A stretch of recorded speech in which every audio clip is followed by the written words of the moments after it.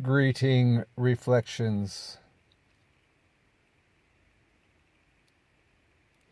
Today's topic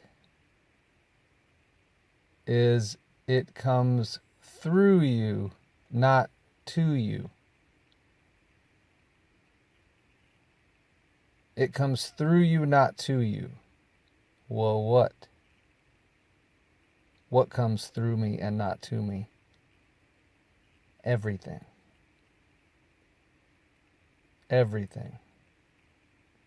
Let's jump right to the hardest one for humans to comprehend.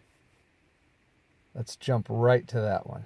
Because if you get that one solved, all the ones below it are solved. If you knock down the biggest domino, it will start the chain reaction that will knock down all the smaller dominoes. So let's go right to it. And what is it? God. God comes through you, not to you. The deities come to you. The mythological caricatures come to you.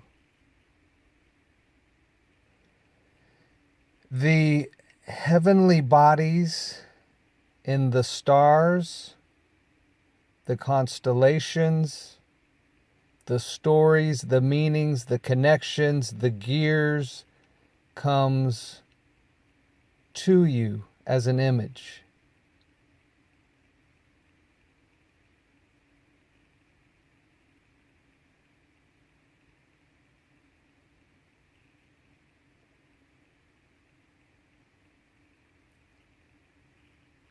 But God comes through us.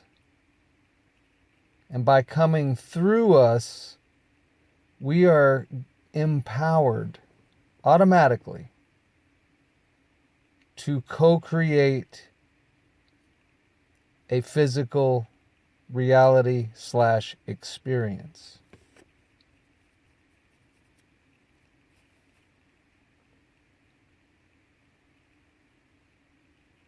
You're doing it now. Everybody's doing it right now. Because you are connected to Source, and you have a cord, a silver cord of life force currency flowing all the way from the source point through all the layers to you and your point of consciousness. And see, you're so much more than the 5-based sensory human fleshly being. You're so much more than that. But in this realm, or in this experience, or in this illusion, or in this projection, you are so focused through your sensory self that you are very absent-minded of the etheric self, or the spirit body, and the consciousness that accompanies it when you are outside physicality and outside sensory perception.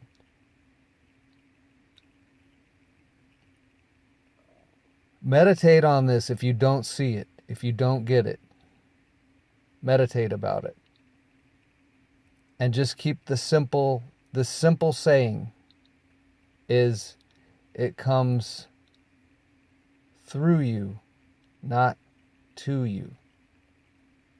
Now see, after this whole self is established, then through the law of attraction, physicality comes to you.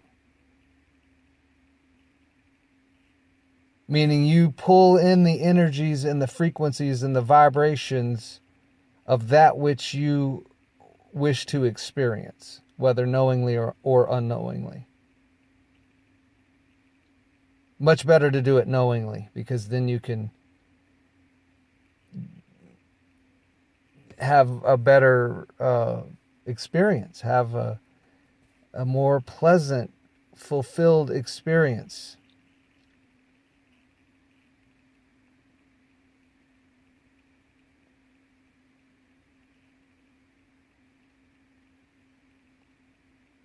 So everything out there in the world, or in your 360 line of sight,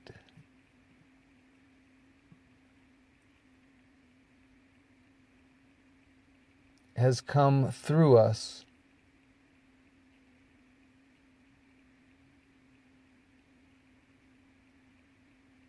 And now we are, through the law of attraction, co-creating our experience, which will draw things to us in the physical realm to accommodate the desired experience.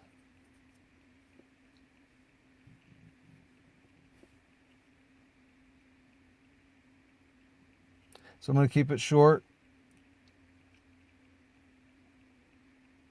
but I encourage anybody that does not get this, or does not see it yet, or does not fully understand it, just meditate and have that thought running through your mind that it comes through me, not to me.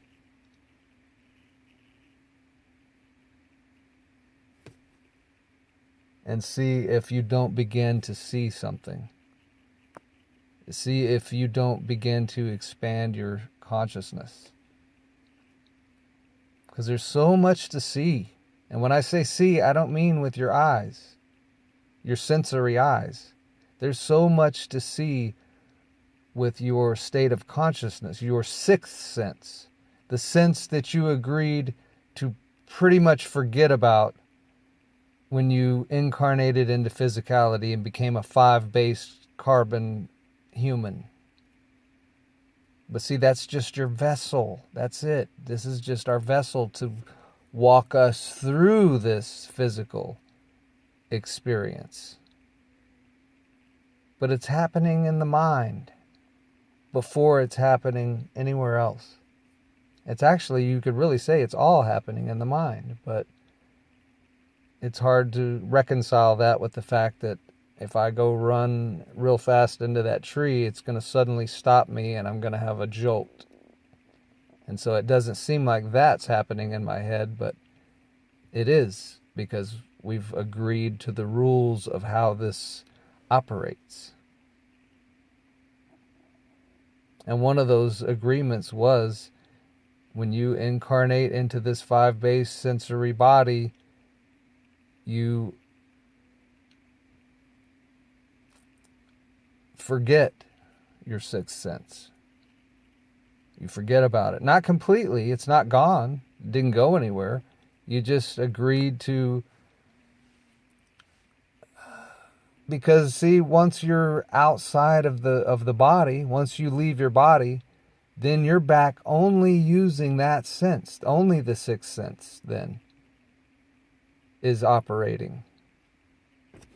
And see, that seems alien to us right now, because we're in our bodies, and so we're hyper-focused on this experience. We want it to be as vivid and real as it can be. And it is. It is very vivid and very real, but at the same time, we can't lose sight of the fact that of what it really is, of what it really is. So everything here is clay in a sense, or Legos, and we're children, and you can make whatever you want to make. You can even combine the clay and the Legos to make whatever you want to make. And mainly you're making your life. I was talking to my mom last night on the phone, yesterday on the phone. And I told her, it comes down to really, what do you believe about yourself? Because what you believe about yourself is going to manifest into your experience, in your reality. And we've been really distorted about ourselves by the manipulators. And so we had a false image of our own selves for who knows how long. But this is the age of Aquarius, the age of awakening, the age where we see through the psyops. RT just put out a piece talking about the persecutions of Christians. And by going into the comment section, I just feel for these people. These people have been so psyoped. But there is awakening happening at the same time. I see those comments too, and it's like, yes, yes, you know. A lot of people are waking up to all these psyops. And the main psyop is, what do you believe about yourself? That's what you're going to create. And that is going to be called your life. Your life. Don't let anybody else create your life. And don't let any of your false illusions or beliefs or perceptions or negative self-image create your life. Find out exactly who and what you are, and then create with that knowing. Then create your life. And I'm quite confident you will create an amazing, wonderful life with this knowing. And with this knowing, you will change the entire earth. Because this earth is a redundancy of you.